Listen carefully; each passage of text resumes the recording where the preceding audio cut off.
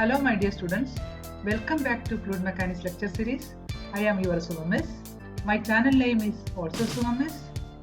You can watch my videos on my channel. If you found useful, please don't forget to like, share, comment and subscribe. Your comments are highly valuable to me. The topic for today's discussion is Metacentre. Metacentre is defined as the point about which a floating body oscillates when it is tilted by a small angle and released. It may also be defined as the point at which the line of action of buoyant force meets the normal axis of the body when the body is given a small angular displacement. Metacentric height is the distance between the metacenter of the floating body and the center of gravity of the floating body.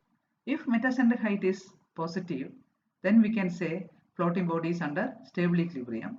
If it is negative, then it is unstable equilibrium. The important application of buoyancy concept is the assessment of stability in the case of submerged and immersed body with no external attachment. Now let us discuss about the determination of metacentric height of the floating body by displacing a small weight P by an amount x. So in this figure, this is a floating body and this is a small weight. So this is under stable equilibrium condition because weight of the body, which includes the weight of the floating body and this weight that is acting down, whereas buoyant force that is acting upward, both forces are in line.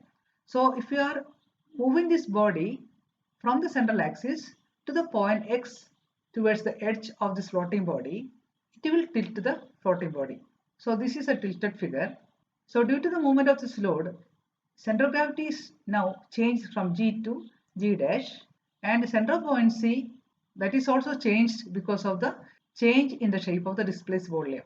So the weight W plus P that is acting through the new center of gravity, and buoyant force is now acting through the new center of buoyancy. So if you are drawing a vertical through the new center of buoyancy, it will cut the old axis at a point M. So we have to get the value of metacentric height that is equal to Gm.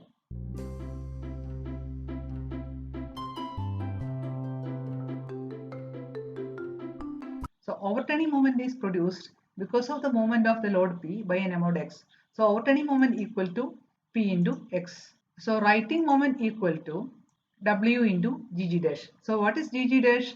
Gg dash equal to Gm tan theta. By considering the equilibrium in the tilted condition, then overturning moment that is equal to the writing moment. So if you are equating W into Gm tan theta equal to Px, then metacentric height Gm can be calculated as Gm equal to Px divided by W into tan theta. In this way, we can find out the metacentric height experimentally. Now let us discuss the theoretical determination of metacentric height. For a vessel of known shape and displacement, the position of the center of buoyancy can be found easily, and the position of the metacenter relative to Cp can be calculated. So this is a plan of the ship. For a ship is concerned, there are two types of tilting is possible. One is the tilting about the longitudinal axis. It is called rolling.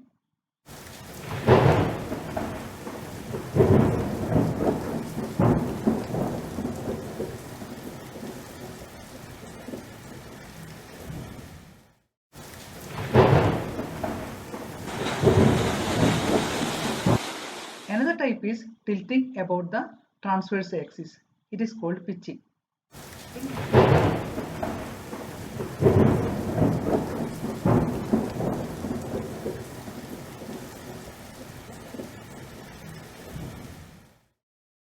In both cases, the position of the metacenter and metacentric height is different. Consider an element of area A at a distance of x from the axis OO. So this is a cross section. G is the position of the center of gravity and B is the position of the center of buoyancy. AC is the waterline plane. So if you are giving a small tilt about the longitudinal axis, so this is a tilted form. So because of the tilt, waterline plane, initially it was AC, is now changed to A dash, C dash. So there is no change in the center of gravity, but Center of buoyancy is changed from B to B dash. Theta is the angle of the tilt. So for a floating body, weight of the entire floating body that is equal to the buoyant force. So buoyant force that is acting through the new center of buoyancy. If you are drawing a vertical through the new center of buoyancy, it will cut the line joining the center of gravity and old center of buoyancy at a point M that is called metacentre. BB dash, that is the distance moved by the center of buoyancy.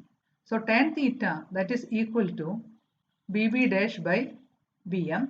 So for a small angle of tilt, BM equal to BB dash by theta. Center of buoyancy, that is the centroid of displaced volume, is changed from B to B dash due to the removal of submerged volume corresponding to the wedge A, O, A dash and addition of the volume corresponding to the wedge C, O, C dash. So there is no change in the displaced volume, or weight of the wedge A, O, A dash that is equal to weight of the wedge C, O, C dash. This element is at a distance of x from the axis. Area of this element equal to A. The volume swept up by this element A that is equal to area of the element into dt dash. So this element is at a distance of x from the axis. So dt dash equal to x into theta, where theta is this tilted angle. So weight of the water that is swept up by this area A equal to x theta into A, that is volume, into specific weight of the water, that is rho g into x theta into A. So if you are summing up all this weight corresponding to x equal to 0 to x equal to OA, then the total weight swept out by the wedge AOA dash equal to sigma rho g into AX into theta. So since weight of wedge AOA dash equal to weight of wedge COC dash, so that means there is no change in the displacement.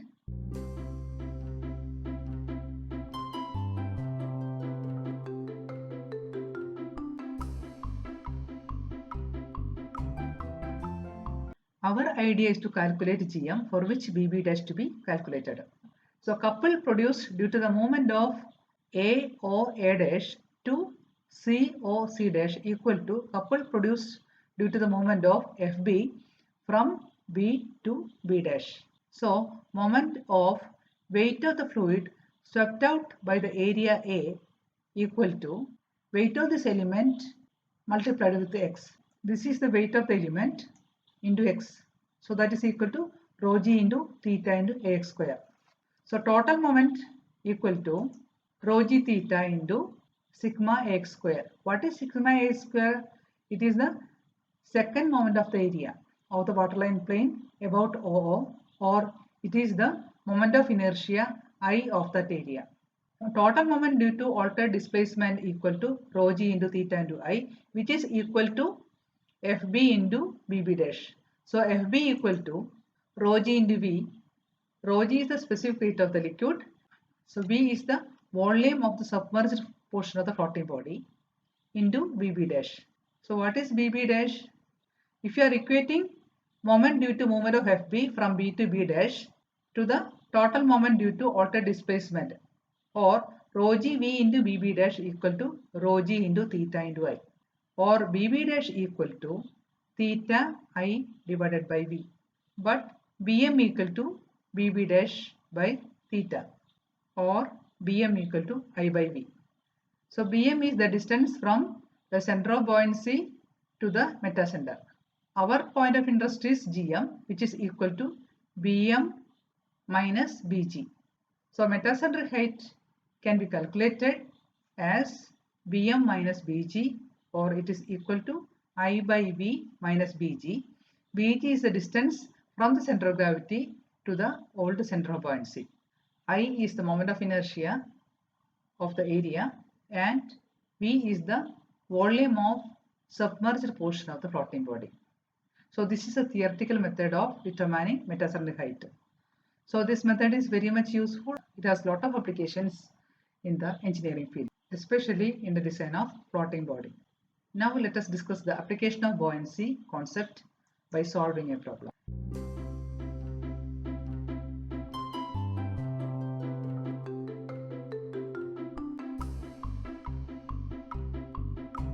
The figure shows a cylindrical buoy of 1.8 meter diameter and 1.2 meter height. Weight of the buoy is 10 kilonewton. It is floating in seawater. Seawater density is given to you.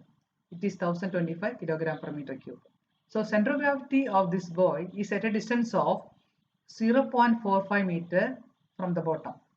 So G is the center of gravity of the floating body. A load of 2 kilonewton is placed on the top, which is coinciding with the central axis of this buoy.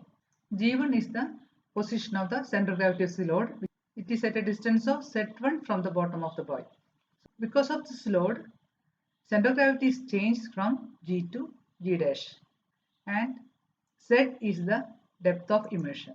When the load is in position, V is the volume of the salt water displaced, and correspondingly Z is the depth of immersion. So for a floating body, weight of the floating body that is equal to weight of the liquid displaced by the body, or it is equal to buoyant force. So buoyant force equal to weight of the salt water displaced equal to rho g into V. Rho g is the specific weight of seawater, and pi d square by 4 into Z is the volume of the submerged portion of this buoy. So weight of the floating body that is equal to weight of the liquid displaced by the body. So that means this buoyant force that is equal to combined weight of the buoy and the load. So if you are equating combined weight of the load, that is equal to 10 plus 2. So if you are equating buoyant force that is equal to the combined weight of buoy and load, then Z equal to 0.47. So Z is the depth of immersion. So Z by 2 from the bottom will give you the position of the center of buoyancy. So we have to find out the value of distance from the bottom of the buoy to the center of gravity of the load. So for a stable equilibrium, G dash will coincide with the metacentre. If the buoy and load are in stable equilibrium, G dash that will coincide with metacentre M, or metacentre height G dash M equal to 0. So metacentre height Gm equal to Bm minus Bg. Since G dash is coinciding with M, Bm equal to Bg, or in this case Bg dash equal to Bm. We have learned previously that Bm equal to I by V. I is the moment of inertia and V is the volume of the submerged portion of the floating body. So if you are substituting, then you can find out Bm equal to 0.431 meter. So the position of G dash, that is the new center of gravity from the bottom, that is given as Z dash, that can be calculated as Z dash equal to Z by 2 plus Bg dash equal to 0.666 meter. The value of Z1, which is the distance of the center of gravity of the load with respect to the bottom of this buoy, can be determined by taking the moment about O. So W1 into Z1 plus W into 0.45. So this distance is given, that is the distance of the center of gravity of the buoy with respect to bottom of the buoy is given to us, that is equal to the total weight, that is W plus W1 into Z dash. Z dash is the position of the changed center of gravity with respect to the bottom of this buoy. So if you are substituting and simplifying, then Z1 equal to 1.746 meter, which is the distance of the center of gravity of this load from the bottom of the buoy. This concept is very much applicable to determine the weight of the load that can be applied on a floating body without disturbing the stability in floating condition. Now let us solve a problem regarding the stability of the floating body.